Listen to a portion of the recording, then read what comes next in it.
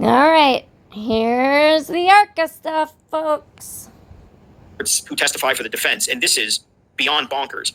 You know, we know the feds are doing an investigation, and as part of that investigation, they retained an independent accident reconstruction firm. I mean, that's like a cottage industry, an expert, whether it be car accident cases or vehicular homicide cases.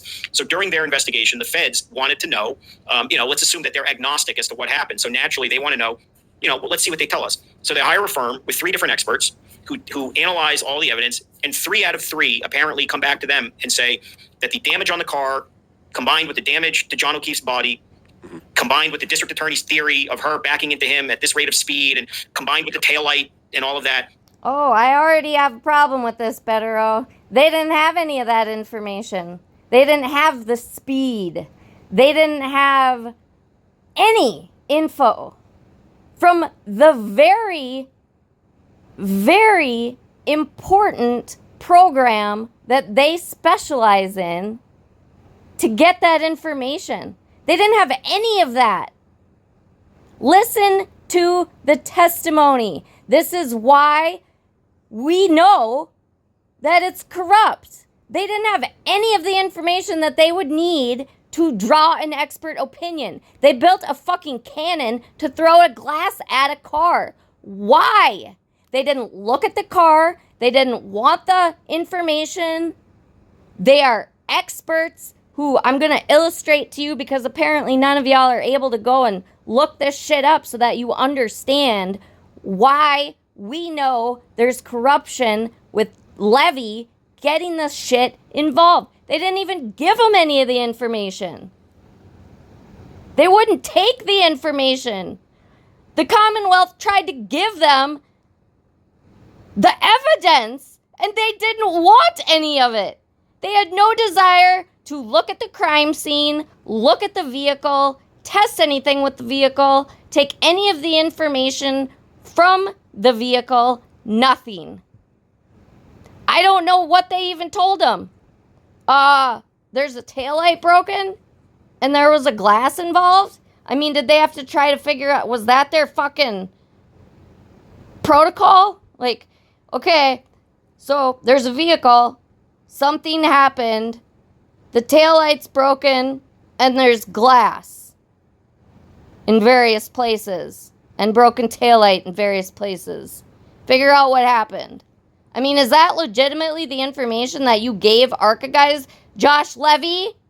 I'm talking to you.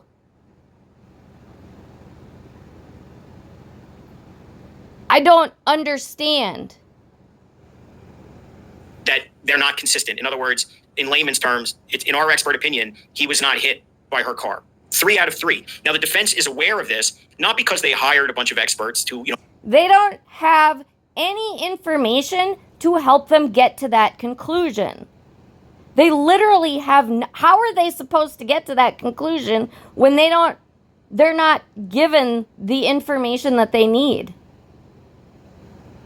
And now he's going to put down Trooper Paul here. Poor Trooper Paul. how much to pay to say what we want, because the federal government told them. They felt compelled as part of the disclosures and fund. Yeah. The Commonwealth pays experts to lie. Does common sense tell y'all that? Or do you think that happens more often on the side of the defense? That they hire experts and only give them enough information for them to say exactly what they want them to say, and then stop. Make sure you do not pass go. Do not collect $200. You are at the finish line. Guess what's next? You're going to jail. I fucking hope so, because all y'all are breaking lots of fucking laws. Rico. Fundamental fairness, that knowing that she's on trial, to let the defense know. So now these witnesses are going to testify for the defense, and the prosecution has no expert to rebut this. And the defense is going to establish that these experts, they're not going to be able to say that they were part of a federal investigation, but they're going to be able to say. So here's my question. On both of the affidavits signed by the gentleman from ARCA, I must be forgetting one. I remember two for sure, but I'm clearly forgetting one because he's saying three. But they started out, or ended, I think, ended their reports by saying, we have the right to change our opinion if and when any further evidence is presented. Okay, that's really important because I want to understand why the Commonwealth wasn't able to give them all of the information. They can go inspect the car. The car's still in the Sally Port. They can look at all the evidence for themselves. They can do their own test drives. They can go to the crime scene and do what they do. Why are they not doing that? Because it's corrupt. There is something stinky in Denmark. And it has to do with Reed, her attorneys, Turtle Boy, and Josh Levy. What in the fuck is going on?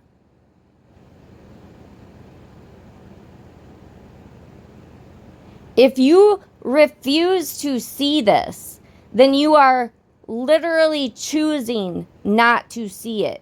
Because once again, if they are presented further information, then they have the ability to change their outcomes. Okay? So now we are back at the starting point for the new trial. We have these ARCA experts. Can the Commonwealth now give them the evidence? Or will ARCA refuse to work with the Commonwealth because they got hired by Josh Levy in this corrupt, frickin' chaotic thing?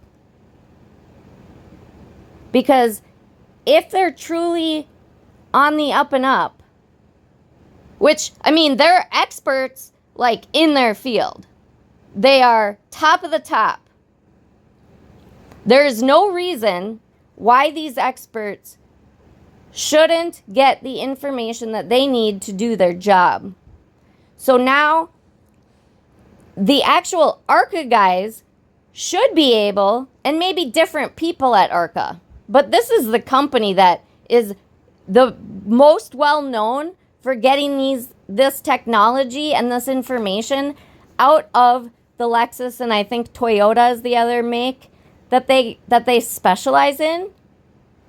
Okay, this is what they do. They can get that information from vehicles that nobody else can. It's their specialty. They didn't even try to do that. They didn't want anything other than whatever the fuck Josh Levy gave them, which was given to them by the combination of Turtle Boy and Karen Reed's defense team. So the Commonwealth now needs to go to ARCA and say, okay, we want to hire ARCA to do this reconstruction analysis for us. Will you do it? Let us give you all the information. Come and look at the car. Take all your measurements at the crime scene. Do all of the I can't think of my words right now. We'll get to their page and we'll go over it, okay? That's what they need to do. And if they refuse to work with the Commonwealth, then I don't know how you can't see that that's completely fucked. They're refusing to take information from the district attorney's office in a murder case to solve the crime. That's what needs to happen here. And if it doesn't happen, my brain might explode. We didn't engage them for the purpose of paying them for an opinion. That, we've heard of them, we got these reports after the fact, and then they're going to march in these three witnesses who are all going to say, this makes no sense. And it's easy to understand why, because they claim that she backed into him at 24 miles an hour, give or take. It's 62, and she was 62 feet away. Here's a question that I keep forgetting to ask, too. Remember when Matt McCabe, and I don't know if Jen testified to this, too, but I know Matt did. I just remember hearing in the beginning of the trial, and I was trying to figure out what in the hell kind of importance it had, and I don't think it ever fully came out, but I don't know. So help me out here. Remember when Matt McCabe was talking about those swervy lines in the grass or some shit? Like he saw, there was some specific pattern in the lawn or the snow or something that he saw. And it went. Lally, like, really was trying to pull this out, but I don't think I didn't catch what the fuck it was supposed to mean. But now that I'm thinking about it, these people are saying it's impossible for her to do that. Okay, explain the technology that says she did it. Because she did it. Data doesn't fucking lie. And no, it wasn't Trooper Paul fucking doing the testing. That's not when it happened. Okay, and that's been proven with all the key cycles. I'm not going to go into all of that shit, but if you want to understand that better, you know, hopefully we'll get a better expert, but you can go listen to Trooper Paul. He does explain how the key cycles work. Okay, he is a very intelligent man, and he did do his job well. He just has issues with public speaking. He probably doesn't have much experience in it. And like 90% of the world has problems with public speaking. So cut the man a fucking break, y'all. But what are these swervy lines in the lawn? There's importance there. It must have been something to do with tire tread. It must be. Because, yes, going 24 miles an hour in reverse is fucking insane. I'm glad we all agree on that. Guess who did that? Karen Reed. You want to talk about fucking intent? That's intentional. And whether or not she was trying to do what happened, she intentionally put her car in reverse. Trooper Paul explained that key cycle started out with her driving forward. I think she was holding the brake down. I don't think she ever even put it in park, if I'm remembering the testimony correctly. She was pulled up. John and her were most likely fighting. My guess is John said, "Get the fuck out. We're done. I don't want to see you at home when I get there. I'm tired of this shit. I told you that we were done. I asked you to leave," as the children testified to. And shame on all of you assholes for blaming the O'Keefes for making the children testify like this was something that they forced them to do. These kids wanted to testify. They wanted to put this woman away for the crime that they committed against their fucking funkle, their third parental figure after they lost both of their mother and father. I mean, come on. They wanted to testify. I don't know how else to say that. Go look at a credible source, not Boston Confidential, because she is biased as hell, but they took notes. I think Ted Daniels has some very unbiased notes, if I'm remembering correctly. I don't know if John DePietro did, or I think it was Ted Daniels. Okay, go read their testimony. It's out there. They tell you that these two were fighting horribly. They tell you that John asked Karen to leave, that John broke up with Karen, that John told Karen that he didn't want to do this anymore. He was sick of fighting. It wasn't healthy. He didn't like the fucking narcissistic, materialistic bullshit she was trying to pull with the kids so that they had the wrong values in life. He was tired of it. He was in a DV situation, folks, and I don't think he even knew it because most men don't. They don't think that they can be victims of abuse. Karen Reed is a vicious, narcissistic, yes, I know that word is overused, but come on, okay, narcissistic traits, psychopathic traits, sociopathic traits. The woman clearly has no concern or empathy for anybody but herself.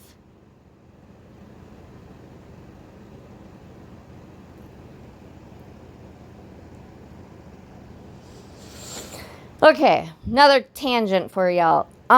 So Arca, I really hope that you're gonna do your job. even make sense to me how she could accelerate in an SUV. Well, not only that, but there's testimony about cars were lined up on the side of the street. But so, you know, if you are, I mean, the medical examiner hasn't testified yet, but somehow autopsy photos are out there. It probably shouldn't happen. You want to know how that happened? Karen Reed gave him to Turtle Boy. They fucked with him to make them look like... Y'all, if you're not in the courtroom, you have not seen the true photographs. So all y'all that want to claim this dog bite bullshit, I mean, that has been so debunked. Yannetti fucking said that they didn't even want to test it for dog saliva in a pretrial motion because he gave up on the whole thing finally. He knew it wasn't going anywhere. He knew it was fucking pointless. Pre-trial, folks.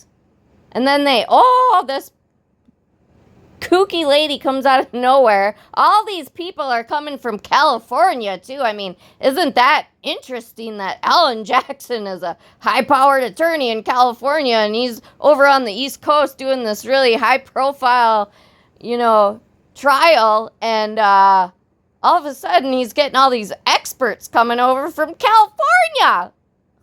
Interesting. Out of respect, of course there are. But, of course, I mean, it is what it is. But just, you know, what's out there is out there. And when you look at the injuries, oh, I'm sorry, I forgot. So yeah, the injuries are completely photoshopped. They are abrasions. They line up perfectly with the clear dimpled taillight. I have it in videos on my channel, and I actually stole it from Boundless Millennial. I'm sure that he's okay with spreading that far and wide. It lines up perfectly with the abrasions. They were not deep cuts. They are not dog bites.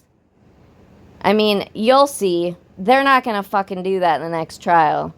They know that's pointless. And the Commonwealth knows that, fine, if you're going to bring a stupid dog bite expert, we'll get a dog bite expert. We'll get somebody with actual credentials that has done this professionally, solely, for years and years and years. Like, like the guy that Melanie Little had on her channel. Oh, why can't I think of his name? He's on Law and Crime all the time, and Nancy Grace. Oh, Body Bags guy. I'm so sorry, I can't remember your name. But yeah, Melanie Little had him on her show, and he's like, what? No, those are not dog bites. He was trying to fucking back out of that as quickly and gently as he could because he didn't want to embarrass the shit out of you, attorney Melanie Little. Misrepresenting what kind of attorney you are. It's really quite disgusting what you're doing.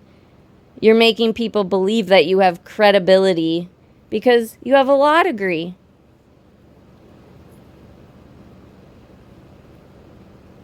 I don't think you have any experience in this. Yet people take your title of attorney and put a lot of weight and stock on that, and you know that, and you're abusing that. Once again, is that the role model that you want to be for your children and all the children of the world? Is that what you want to teach them? You want to teach them to lie, cheat, and steal? And re-victimize victims? Because that's what you're doing, and I know you are.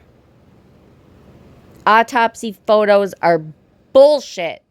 And everybody that showed them outside of the courtroom and those stupid fucking things that Jackson and Yannetti had, their big chalks. Judge Canone didn't want them to show them to the public, and she wouldn't allow them to because she knows that they're bullshit. It's fraudulent. And these attorneys should be sanctioned and, quite frankly, in my opinion, jailed for all of their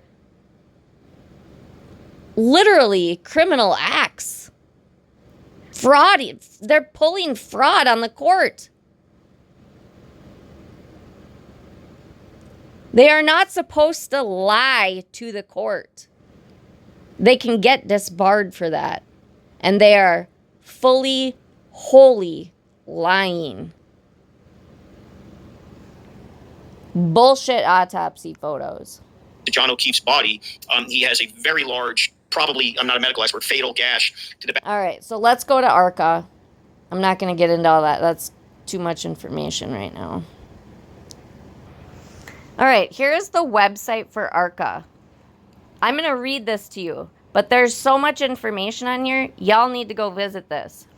ARCA has over 30 years of combined experience in the latest technology to evaluate injury causation, equipment failure modes and effects, accident, incident reconstructions, the impact of human factors, and property and premises liability. We can help with all phases of your project or case, from initial investigation and evidence preservation to design, testing, expert reports, deposition, exhibit preparation, and trial testimony. Look at all of that they're supposed to be doing. Well, technically, I guess you could say that they did all of that, but they just did not do a thorough job at all.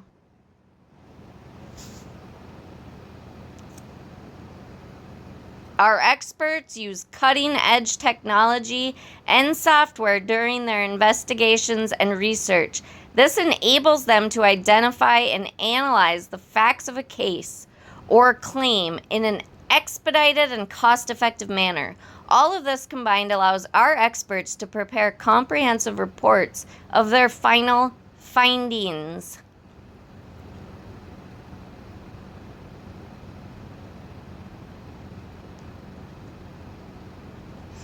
Okay, here is a case study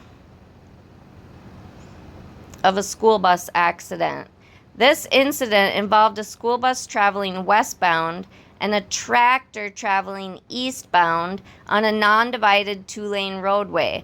The front left of the school bus was contacted by a farm implement, which was being towed by the tractor. 1 second. The collision occurred just beyond the crest of a hill. ARCA's accident reconstruction team was tasked with determining which vehicle crossed into the opposing lane of travel. Here are the steps that they took in order to draw their expert opinion. They reviewed the available materials, including the police report, the scene, and vehicle photographs and statements from the involved parties. They inspected the site and the involved vehicles using photographs, measurements, and three-dimensional laser scanning to document roadway markings and damage profiles. They performed a sight line analysis to understand what a driver of each vehicle could see while driving through the incident location. The animators then illustrated an accurate animation depiction of the incident using the evidence from the scene. These animations can be viewed below. So they used the gouge marks, the roadway evidence, the chisel and tire marks from the bus. Okay, they took all of that into consideration. And then here's their hypothesis. Okay, they were able to put all of that knowledge in and figure out that the bus driver was unable to see the tractor, and before they had time, or they were cresting a hill and they didn't have time to react.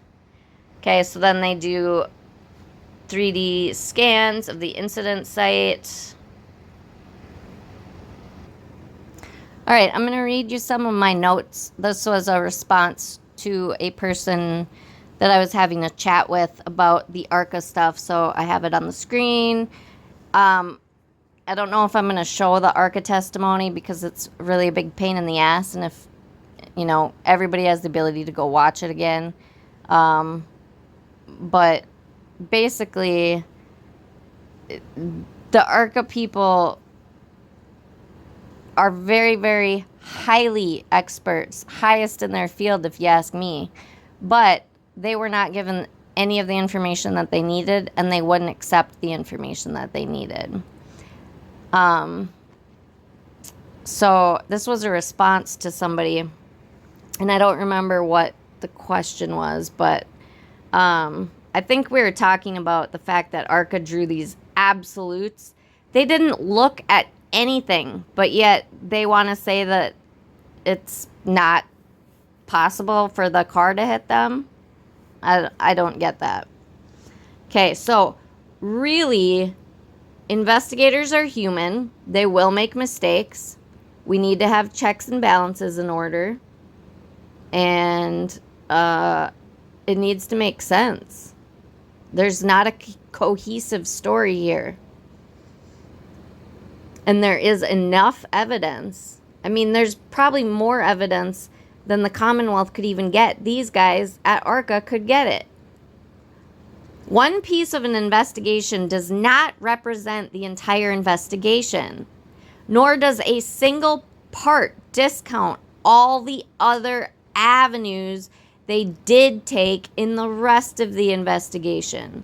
If it did, we would not have overpopulated, understaffed prisons because nobody would ever be convicted.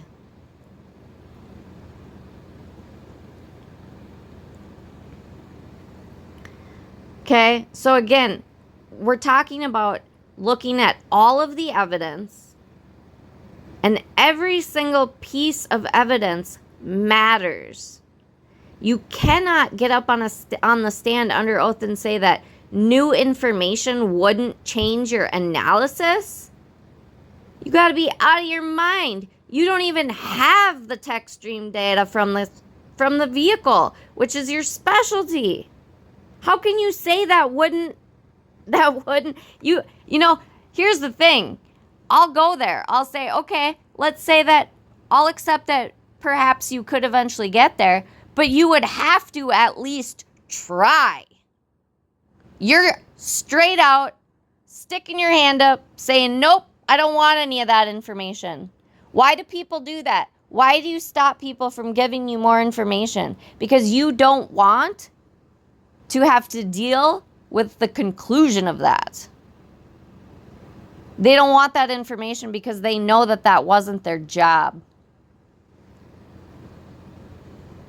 If people were convicted on, well, this is weird, and this is weird, or I mean, if they weren't convicted based on this whole like, well, yeah, butt dials are weird, and they said cracked, and this other people said broken, and I don't know, just like all this weird little stuff. If people were not convicted because of that, we'd be living.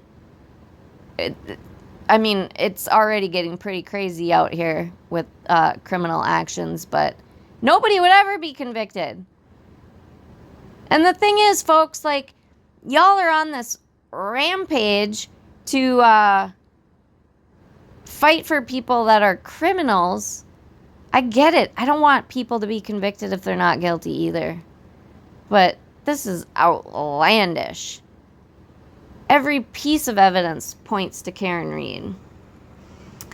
Similarly, if video evidence were necessary to convict, we'd rarely get convictions. I mean, how many murders are captured on camera? A lot actually are, but I would say the majority of them are not.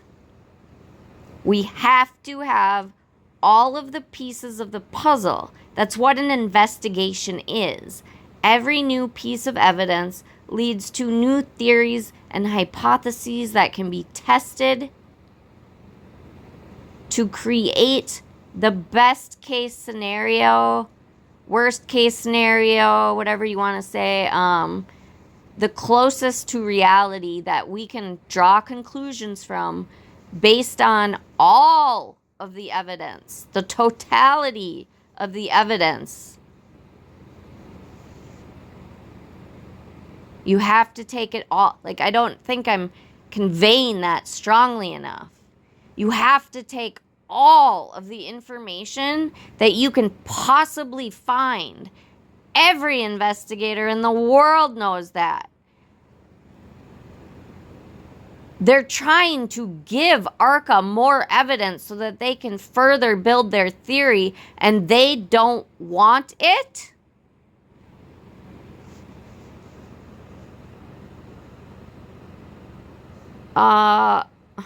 It's just crazy, people.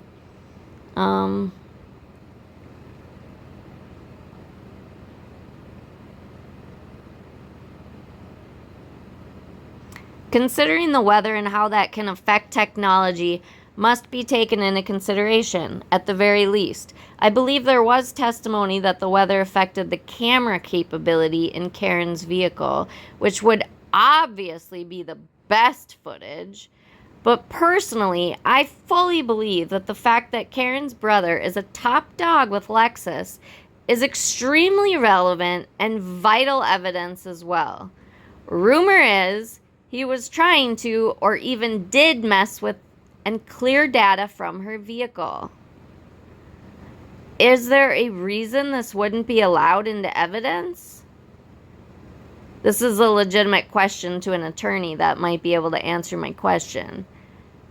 If so, what is the reason?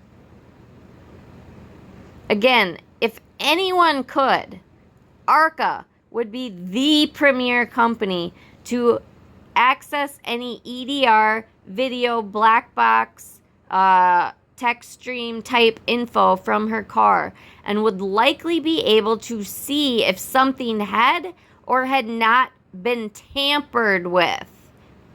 But they didn't want it, need it, and claimed it wouldn't change their fucking opinion.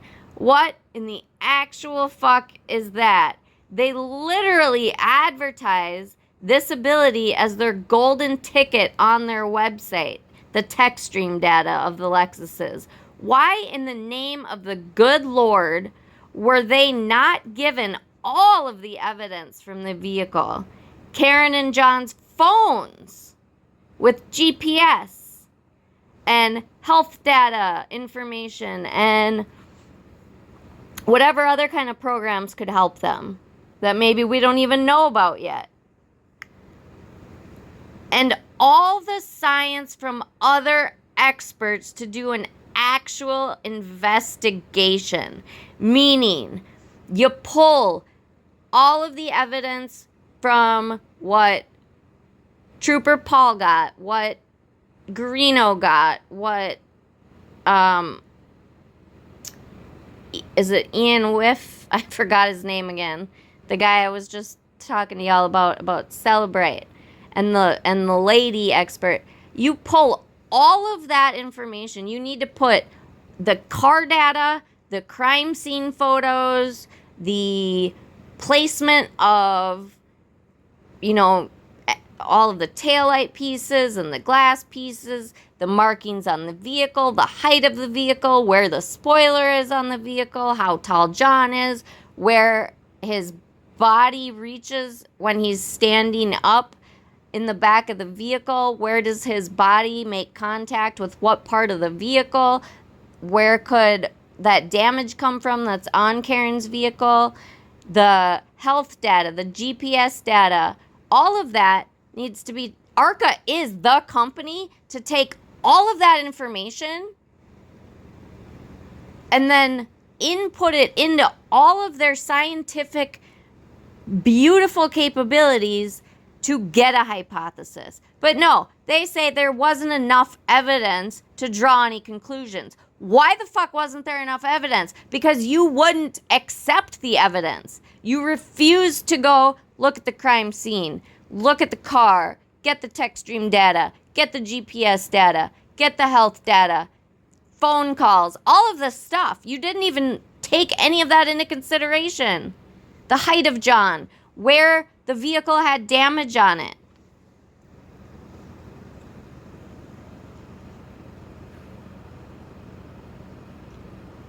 The Commonwealth reached out and wanted to share all info with them, and they declined. ARCA declined the information. Eyebrow raise. Big time. This is their job. crash reconstructionists need all evidence. And of course, with each new piece of information, theories can form, change, and evolve. That's common sense. These guys claim that none of the actual evidence matters and wouldn't change their opinion. It is said from the stand defensively from these ARCA gentlemen, and definitely not neutral. This is not a neutral, unbiased opinion. They only took information from the defense people. That's fucked up.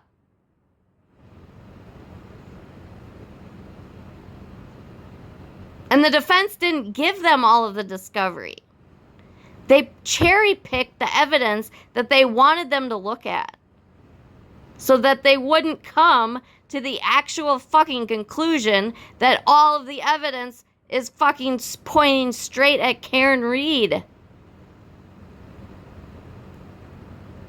They lose me right there. Miss me with that shit.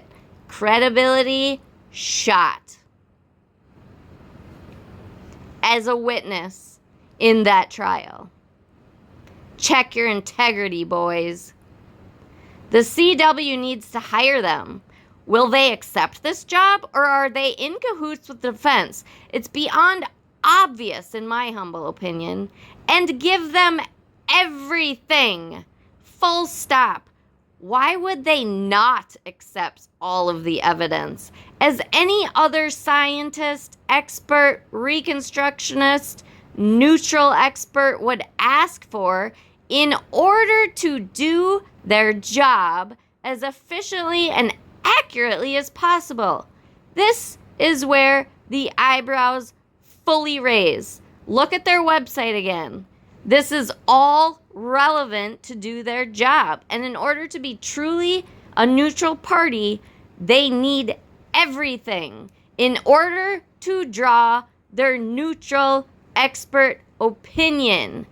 If you think their opinions were truly neutral, I'd love to hear why and how you draw that conclusion, please. Do tell.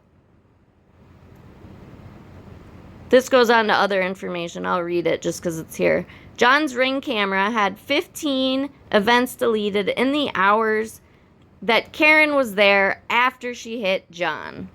That is fact. There were 15 deleted events.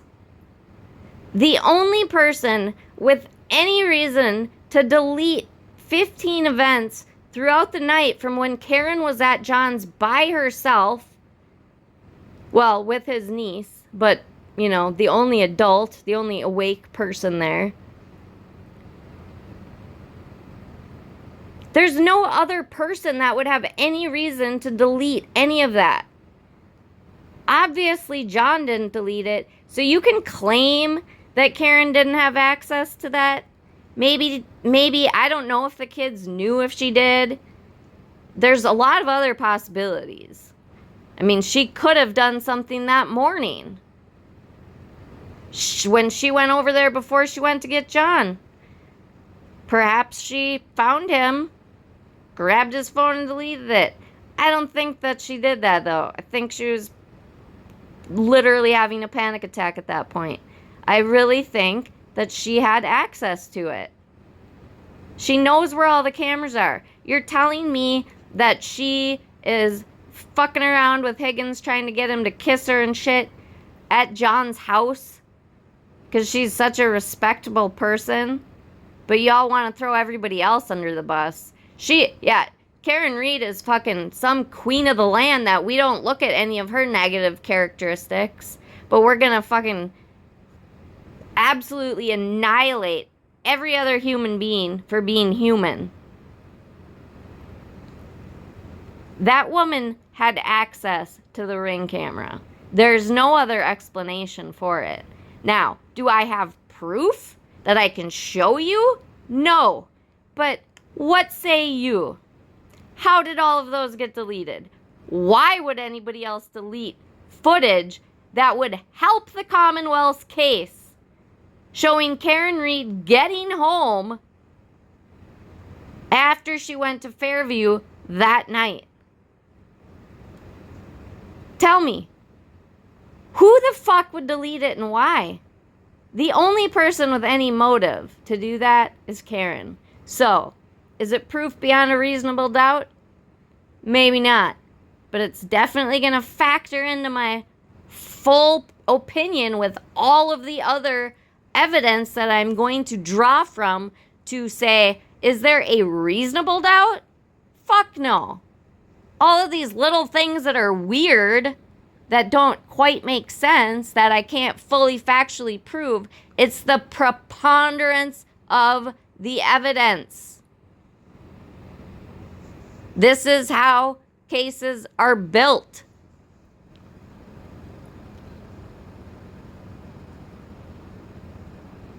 I think that the children testified that Karen did have Ring camera. I'm going to have to go back and read all of their testimony again. But I think that they did. The lack of the evidence is evidence. The fact that those events were, in fact, deleted just from that night. That's it. There were no other deleted events.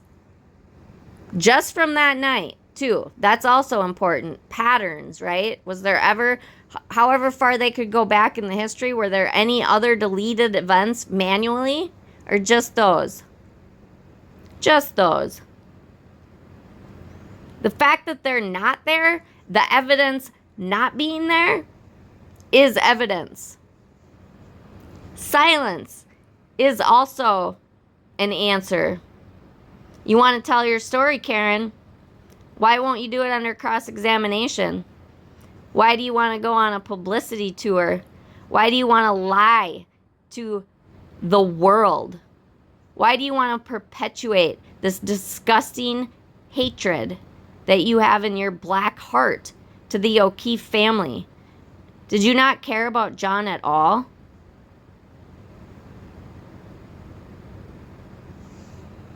Why so silent, Karen? Why so silent when the jury is deliberating? That's the only time you were ever silent. And you were scared out your fucking mind. Boundless Millennial has a great little short with you having a meltdown. I think it's called Meltdown on his channel. I have it on my channel too if you want to take a peek at it. I just recorded it on my phone from my TV because it's perfect. Millions of crimes are committed every day, which either are not caught on video or the video is not of great quality and cannot be used as rock-solid evidence anyway. This is why all evidence is circumstantial in most cases.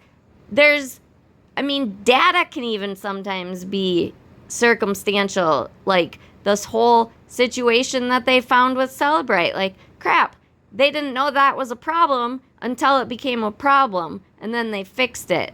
So that evidence was skewed until they realized that it was misleading and fixed it. So no, data doesn't lie, but there are some instances when technology can fail us, right? There's blockers you can put to block cell phones and video cameras from recording and shit. There's all kinds of crazy shit in this world. Karen is no different.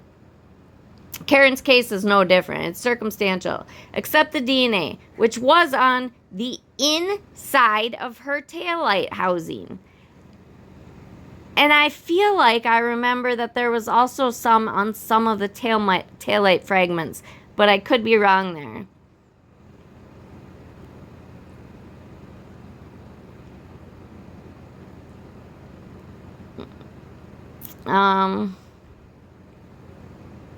With all the info these investigators had in the first day or two of investigating, it was an obvious hit and run. They had a very simple case of domestic breakup violence. They did not expect an innocence fraud campaign. Please research innocence fraud. It's important that you protect your own mental well-being so that you don't get gaslit again. We have got to catch this case. It's the first pretrial and real-time case that I think has ever been perpetrated in any of the world. I don't know. In America, at least. They're usually done afterward, like Scott Peterson is trying to do right now, like Amanda Knox did in Italy. There are so many of these cases. The Making a Murder guy. Please fucking research innocence fraud. They likely didn't know what the hell that even was and had no concern that it would work, all of this shit going on in social media, all the noise, because it was so outlandish. They did not expect people to actually buy into it. And not many did at first. But over the next 2 years, they continued to refine the conspiracy, pushing the boundaries and making adjustments as needed. This way, by the time they got to trial, they had people brainwashed with a refined story that they now know works, because if it didn't work and people didn't buy it, they knew they had to make that correction. Once again, Karen is a freaking sociopath, at least. There is no empathy in that woman. I haven't ever seen any empathy. At all. Ever.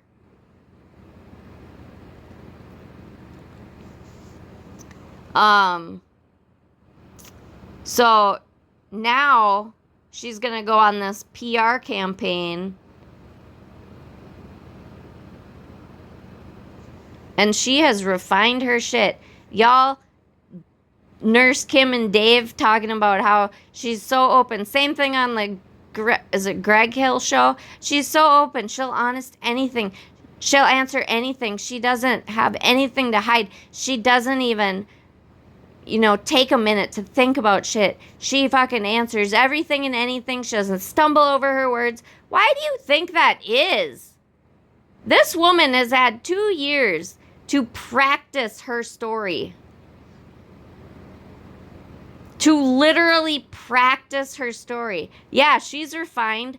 With all of the people that she has working in the background to do her research, to see what works and what doesn't. You guys have no idea. It's so sick and twisted. Ugh. People are now emotionally invested. It has become part of their identity. As a result of the hive thinking, they found a place they belong, and they refuse to look at and discuss contrarian opinions and actually accept facts. Like the 227 search. Debunked. Didn't happen. Like these ARCA guys claiming that they are unbiased and that they fucking said that there's no way possible that John O'Keefe made contact with Karen Reed's vehicle. You out your damn mind.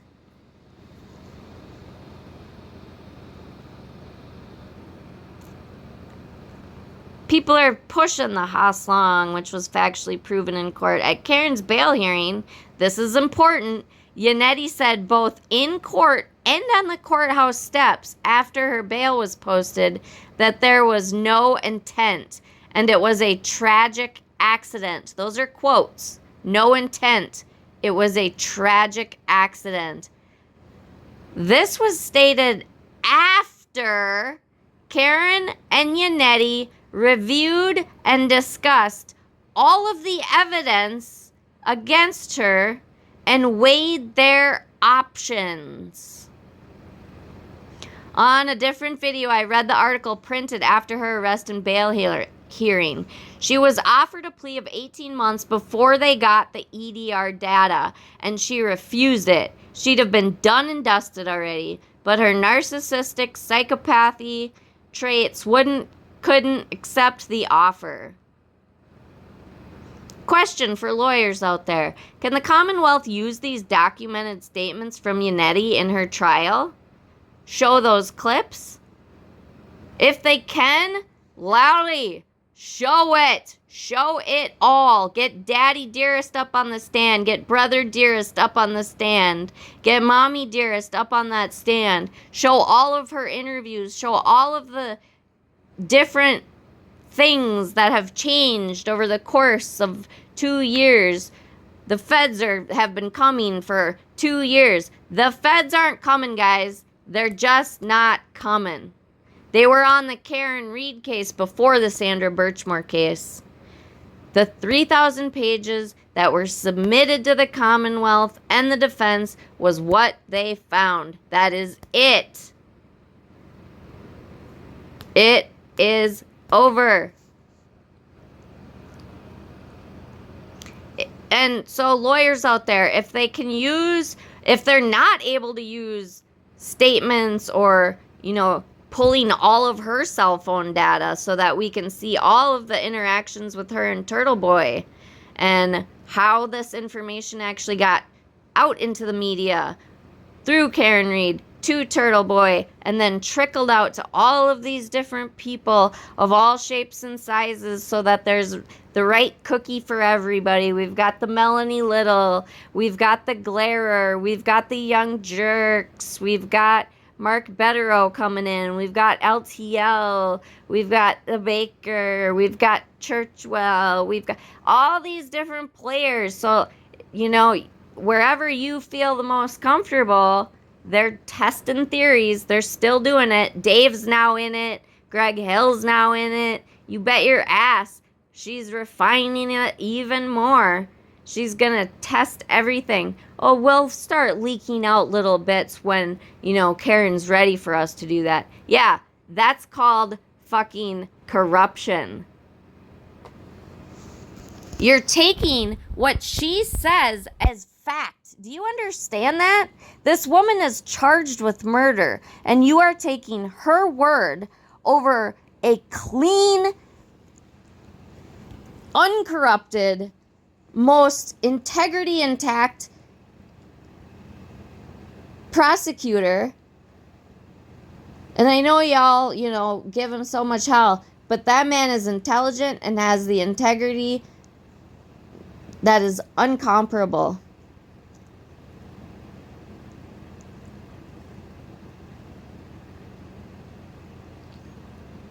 So you're going to believe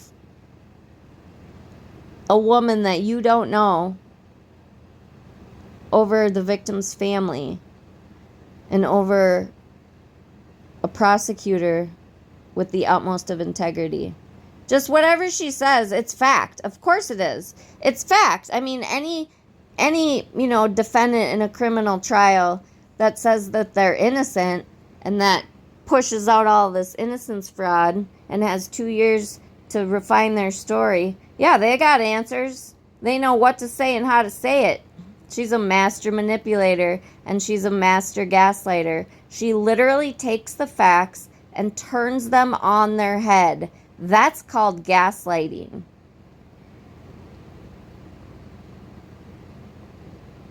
She projects everything that she says. This whole look the other way, Jackson, that's literally what they're trying to do.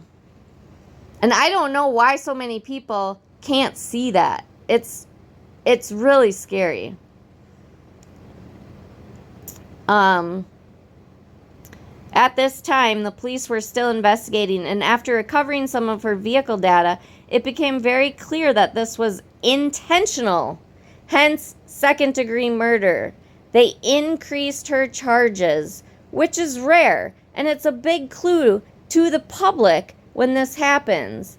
I bet charges being increased after arrest happens only in about, if even, 1% of cases.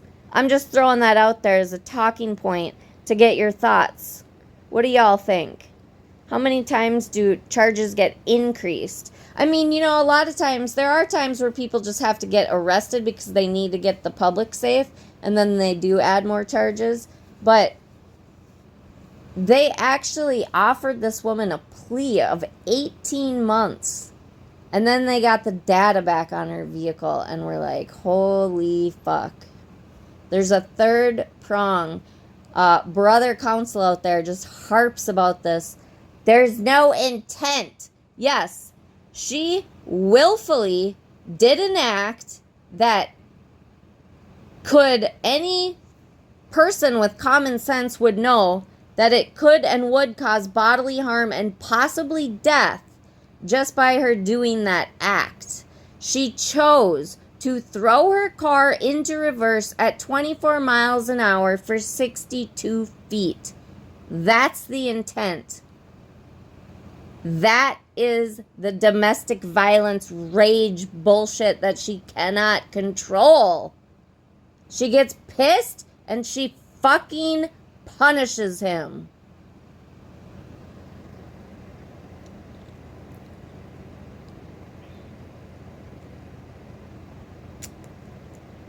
Most criminal cases don't even make it to trial. I believe about 95% of criminal cases are settled before trial. Bottom line, the totality of the evidence leads us straight to Karen each and every time. Individually, there can be an explanation for every little hole in their story, or conversely, questions can be raised about every step of every investigation worldwide. This is why defense attorneys have work. This is also why they make the big bucks. This is why a lot of times, if they choose to compromise their integrity, they will. This team has compromised their integrity. I guarantee it. And there's proof of that in the Turtle Boy case. So I don't know why all that shit shouldn't come out. I think it should. I think it would explain why all of this crap and why people are so fucking hurt and terrorized on the stand. Defensive because they've been put through torture and called murderers because they lost their friend. It's fucking disgusting. At some point, folks, we must realize that the totality of the evidence leads to only one conclusion. Karen Read is guilty of all 3 top charges. Period. Full stop. AJ. I'm just going to talk a little bit more about ARCA. I know this is getting long, but since I'm doing the ARCA one. So the FBI hired external guys, the ARCA guys, that did not say that John O'Keefe was not hit by a vehicle. Did not hit John O'Keefe, that it was impossible, and that 100% it did not happen. This is what y'all are pushing out there. They did not say that. They said, quote, "We concede there simply is not enough evidence to determine that Mr. O'Keefe was hit by an automobile," end quote. Thus, not enough evidence that they had for them to say that John was hit by Karen's SUV. The experts admitted, A, they had only been given a selected quantity of file material and had no say in what was given to them. The cherry-picked evidence. That is a big fucking deal. And that needs to get sussed out by the Commonwealth. And they need to hire ARCA to do a full investigation. And if ARCA refuses to work with the Commonwealth, then we got a fucking big problem. And I don't know what Lally does from there. But to me, seems like he would have to go up the ladder and go have a talk with Josh Levy and get to the bottom of this shit. Or they're going to have to bring the feds back in, which they really already are back in with Turtle Boy. And you bet your ass Karen's going to get fucking charged with all of that shit, too, once this murder trial is over.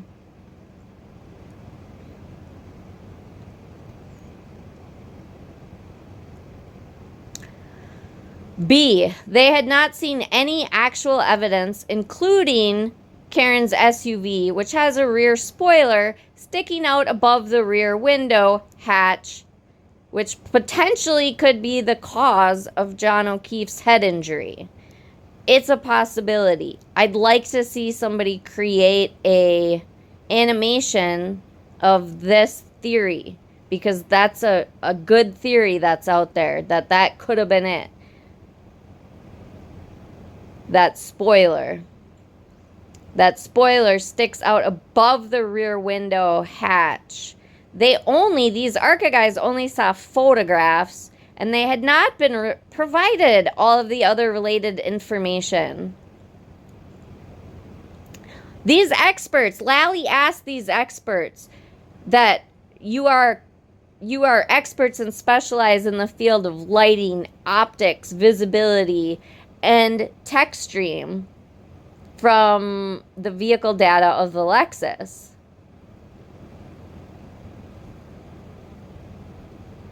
They did no testing or analysis in any of these areas of expertise.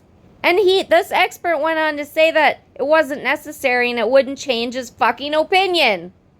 Really? Go back to the fucking ARCA website that I showed you earlier and look at how they work, what they need in order to draw their conclusions. So you're an expert and you have all of these degrees and you specialize in lighting, optics, visibility, text stream vehicle data, and you didn't incorporate any of that into your expert analysis? Like, if you're not getting this, I don't know what else to do. The text stream data verified that Karen Reed's SUV had an accident in reverse for 62 feet at 24 miles an hour with the pedal punched to the metal at 75% fucking percent. 75%. That doesn't happen by accident, folks. She fucking did it intentionally. Hence the second-degree murder charge being added, upgraded.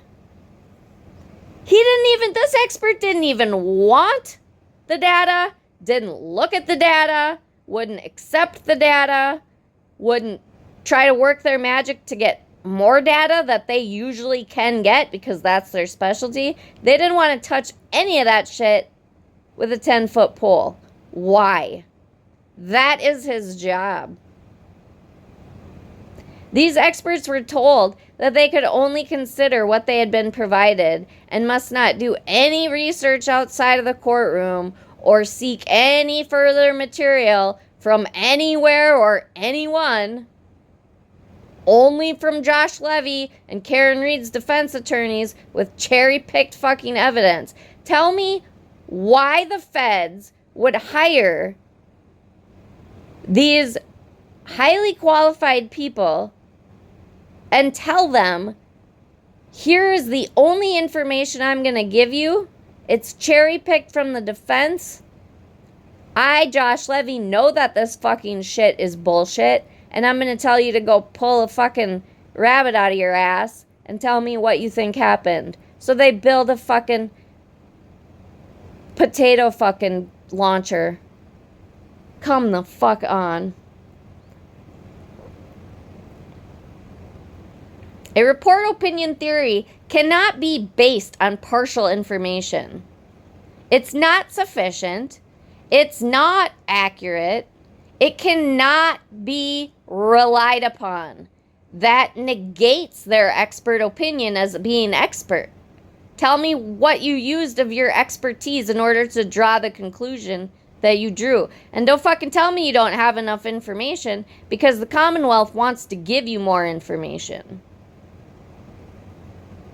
So if you need more information to decide what happened, then take the information.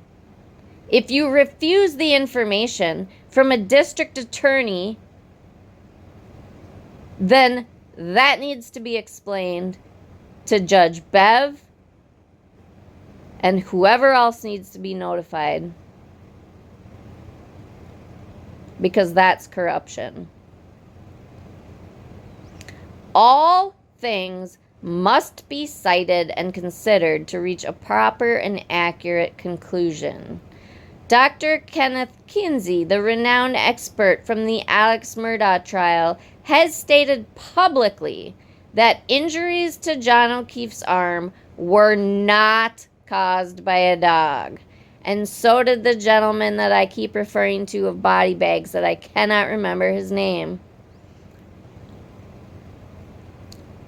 But from a vehicle, and as verified during the trial, and actually pre-trial, there was no canine DNA on John's clothing. Again, if the dog bit John's arm through his clothes, there would be dog DNA on his clothes, unless that dog took his little doggy nose and pushed up John's sweatshirt and then bit his arm with one jaw, because there's no teeth from a bottom jaw at all, and the teeth marks, there's no canine teeth punctures. There's nothing about that injury that looks like a dog bite at all.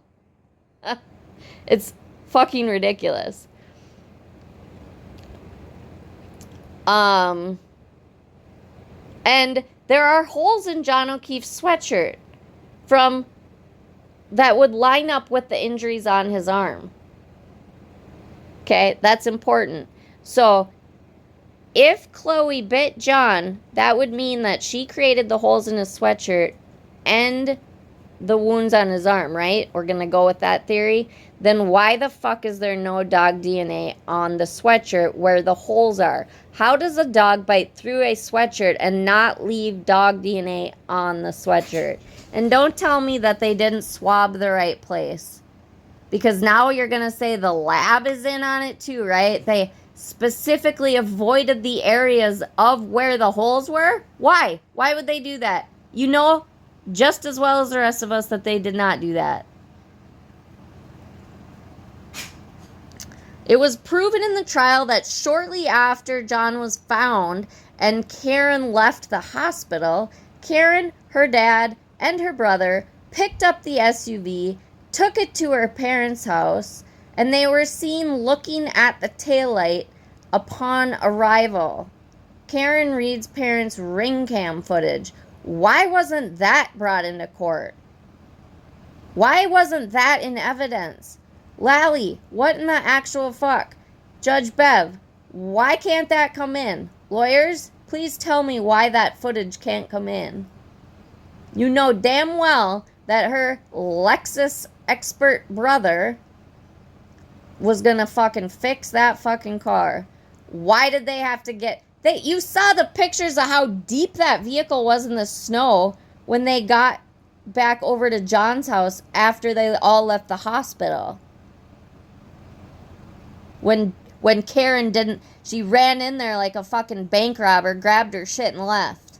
And never spoke to them again. As if that's normal on any fucking circumstance. Again, ask yourself, have you ever been in a 2-year-long relationship where if they had a tragic death that you would never talk to his family again? I mean, it's so illogical. Fine, if you want to say Paul's mom, Peggy, wasn't being nice to Karen. Seriously? I think Karen can handle herself pretty well, right? She's not gonna fucking, let anybody kick her around. She's fighting corruption, right? Why can't she have a conversation with her serious live-in boyfriend's mother who just passed away? Why can't she speak to his children? Why can't she speak to his dad or his brother? Come on, people.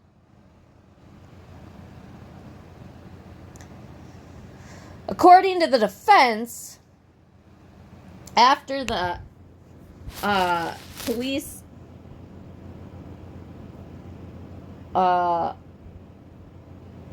collected the SUV from Karen's parents' house. Numerous hours later, they took it to the Sally port, allegedly damaged the taillight and took the pieces and planted them like a little elf under the snow at the crime scene 3 feet deep in all these spots. But the CERT team was already there and the fucking vehicle wasn't even to the Sally port yet. I mean, he literally would have had to take a hammer, smash it, run over there. There was press there. There were people there by the time that they got there, that he could have got there. I'm saying Proctor didn't even go to the crime scene that day, so I don't know who you think planted this evidence. You're saying Proctor did, so now we're going to pretend that he went there, right? He would not have made it there in time from the time they got to the Sally port to the time he could have got to Fairview. There was press over there. The news. The CERT team. It's impossible. And the Sally port video, people, come the fuck on.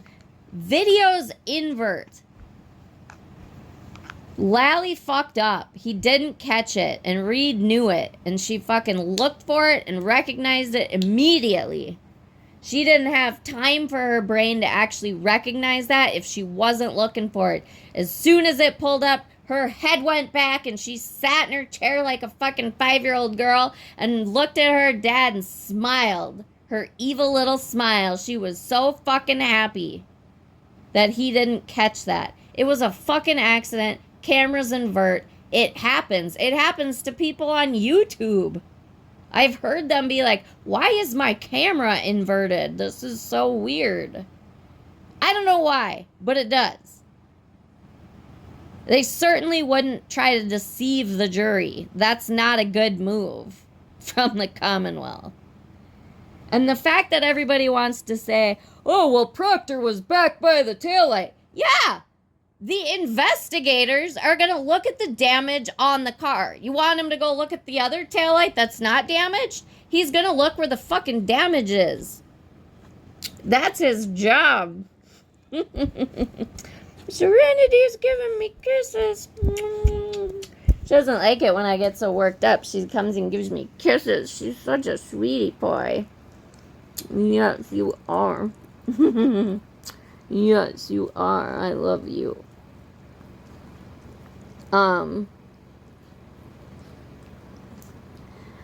So if any of that alleged activity took place, why didn't the defense put Reed's dad and brother on the stand to testify as to any damage or lack thereof to the taillight when they saw it at her parents' house? Why didn't they put Karen on the stand for that matter?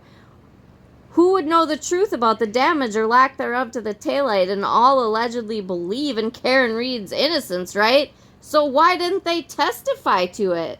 Why didn't the defense call them to the stand to testify under oath in court under pains and penalty of perjury, under cross-examination from the prosecution?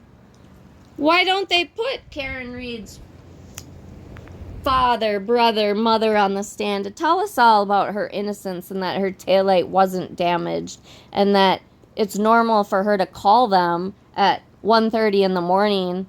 Because why? To tell them that her boyfriend's cheating on them? She's a 43-year-old woman. Is that normal? Not normal in my world. I don't know about any of y'all out there, but that's pretty fucked up to me. I don't know.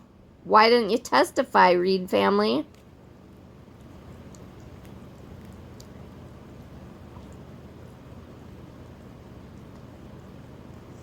I mean, I don't know, folks. I'm going to end this one. I don't understand.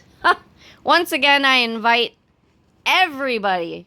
Karen Reed, you're so fucking ready to do interviews and have conversations. Why don't you come and have a conversation with me?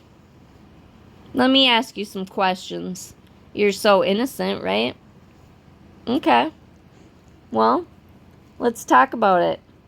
Once again, Nancy Grace, I want to see a live interview with no edits from Nancy Grace. Nancy Grace remembers when this crime was committed. Nancy Grace looked at these people like they had horns coming out of their head when she did one show during this whole fiasco of the Karen Reed trial. She wasn't even paying attention, and these freaking idiot podcasters and shit that call themselves journalists are trying to convince Nancy that Karen Reed is innocent. And Nancy is looking at them like they have green teeth. She's like, what are you talking about?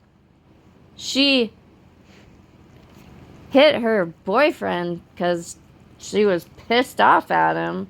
Like, what do you... Like, she couldn't even... I mean, that was the one and only show she did on the whole thing. Because these people... She knows the truth. She knows what was reported in the news when it initially happened. Because she fucking helped report on it. And or, I don't even know that to be fact, but she clearly knew the story. I'm sure she did, because she usually covers everything, so I'm sure she did at least one story on it. She knows the facts of the case from 2 years ago. Now all of a sudden she's like, what the fuck are y'all talking about? That's not what happened.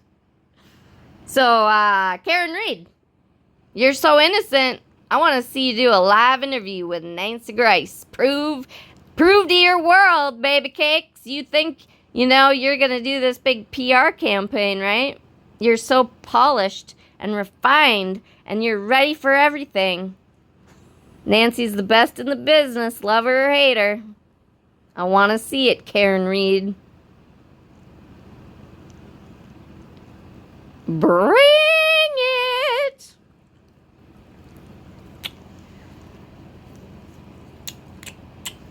Y'all need to wake up. You really do. It's really, really quite sad. I don't know what's happening with society, but this is a really disgusting case. And if you honestly believe that she's innocent, and I truly believe there are people out there that do, if you're emotionally invested in this, it's going to be really hard fall when you finally figure out the truth, when it really is revealed. Because they've got evidence in court. So Turtle Boy's case is going to reveal a lot. RICO charges hopefully will be coming. She'll be charged with more shit after this whole fiasco. And she will be held accountable in a civil lawsuit. And that absolutely is 100% totally normal in these kinds of cases. That is not about grifting. It's not about money. It is about fucking holding her accountable. This bitch continues to spread lies in their faces. It's disgusting. And it is very illegal the way she has went about it. Mark my words. All right, folks. We are here to love one another. We need to spread love and light in this world, not rumors and gossip and trying to advocate for people who are guilty of murdering a very good man. I'm open to any discussion with anybody, anytime. I love having debates. And I'm respectful, I'm passionate, and I'm a cusser. If you don't want me to cuss, I will hold my tongue, though. I'm good when I know that, if I'm on somebody else's channel, and I'll ask. And if they say no swearing, then I'll hold my tongue. I can read a room. I'm here for it. Love and light, y'all. Mwah. I love ya.